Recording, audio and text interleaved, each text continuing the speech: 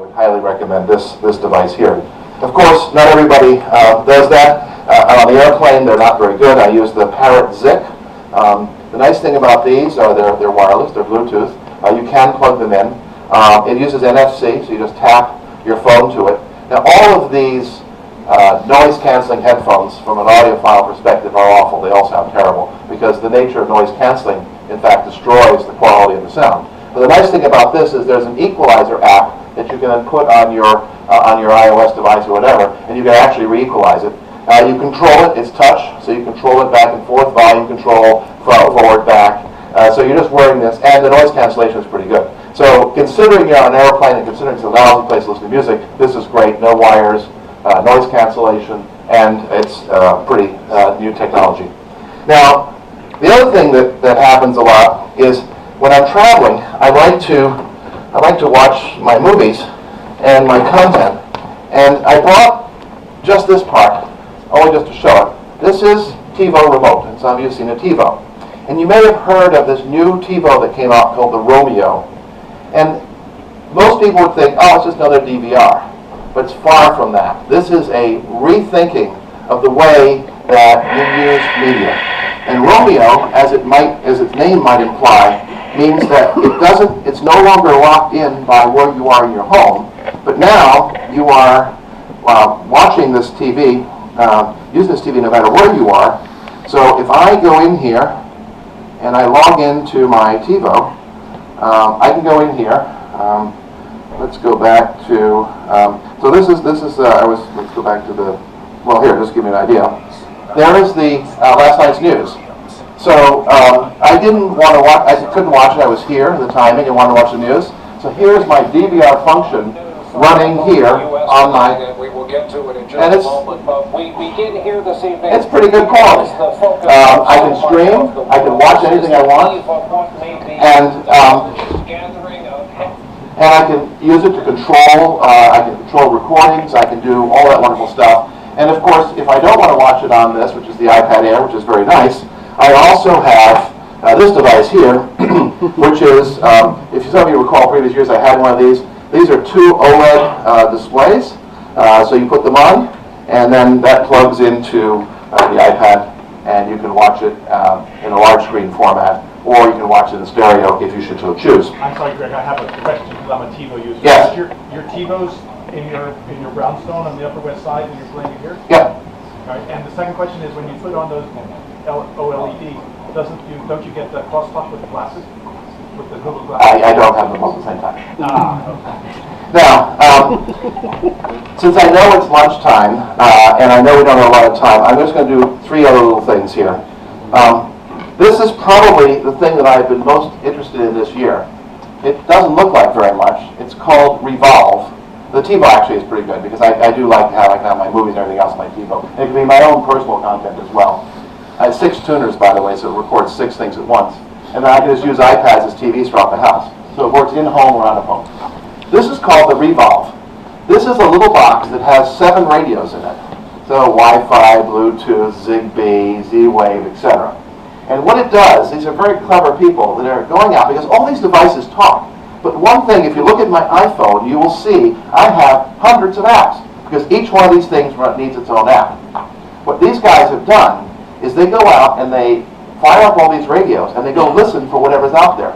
Maybe it's a door lock on Zigbee, maybe it's the Sonos system with a mesh network, maybe it's a Hue light running with something else, and it aggregates them all into one common app. All you have to do is plug this in, and it automatically finds it. Now you have one app. And, oh, by the way, it ties into geolocation. So now you can have your house do things depending on whether you're close to the house or far from the house, remotely or not. And all you need is this little box. By the way, I think if you take this box and the TiVo and tie it all together, that's going to be a very interesting capability, because you have the remote capability as well as the non-local. Just one other little toy. This was kind of fun. I looked at this, and we're all talking about guns. I was afraid, by the way. Just look. I get on an airplane with that gun, right? No, they're worried about my basketball. But you put in a clip. I'm not kidding. You put a clip in, and you close it, and this is a screwdriver system, and every time it changes the bit. So now it's a Phillips bit, now it's a bigger Phillips bit, now it's a much bigger Phillips bit. And then I have different clips you put in. I can have torques and other things like that. So if you've ever worried, if you're putting together a rack or something and you want a way of doing it, this is an electric screwdriver. It's not very expensive. But I kind of want, how many people have a, and I can pull it out and everything else. I can have fun with it. Oh, I just lost my bit.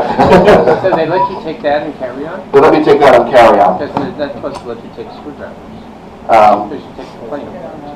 Well, they did. As long as your screwdriver blade is less than 3 inches. Yeah. Okay. Now, so the final area that I want to talk about here is LED, and I've been very, very big on LED. And unfortunately, there's one app I couldn't show you because I can't figure out how to get a camera on it.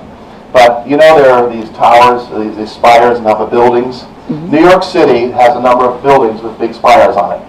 And a friend of mine happens to be the chief technology officer of one of the companies that are in one of the buildings. And so, as a result, I have an app that I can change the color of the building remotely. It's a lot of fun. You go down the street and say, I don't like that blue, I want to make it green, and I can change the building on demand. I can't show that to you, but what I can show you here is this is a light, and the interesting thing about this light is I can turn it on and off by my phone. But what's interesting about it, most of these lights that do this require a hub. And the hub, this does not. This talks directly to the bulb. So you can plug these bulbs in, and of course, because I like to do things that are strange in mine, I'm going to change my color, and I can now change the color. I can go down the color wheel, and I can change the bulb to whatever color I want here on my bulb. And of course, I can sequence these together and plug them all together. Now this bulb is white, and you'll say, well, if I've got a bulb that is blue and I can change the color, and this one I have to turn a switch to get on, why am I interested and why am I showing you this bulb last? Well, the answer is this bulb has a feature that most bulbs don't have, and to demonstrate that, I'm just going to unplug it. And as you can see, the light went out. Well, or did it?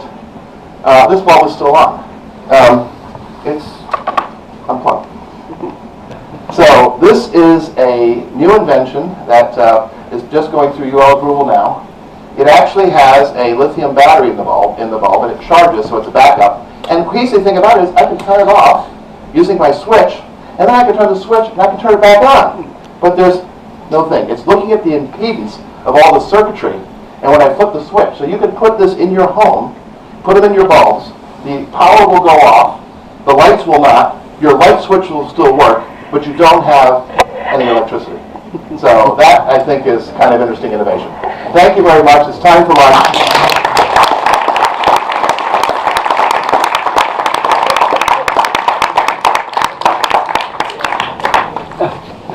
He never disappoints. Thank you so much, Greg, and I guess people can come up and... If anybody has any questions or anything else, I'll be happy to answer them in more detail. Demos at lunch? Yes, and so we have lunch break now. There are demos again this lunchtime. One is the audio spatialization.